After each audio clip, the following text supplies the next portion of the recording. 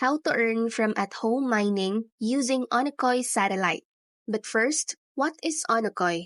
Onocoy aims to create a global, community-driven network of GNSS reference stations. Unlike centralized systems, it uses Web3 technologies. Then, how to become a miner?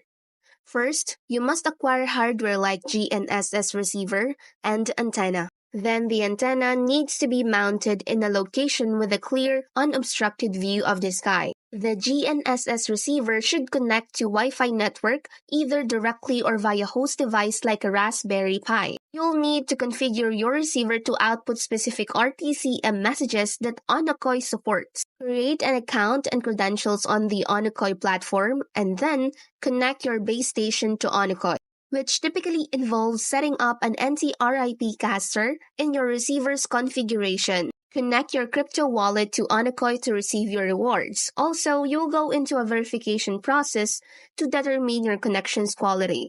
And after everything else, you can start earning.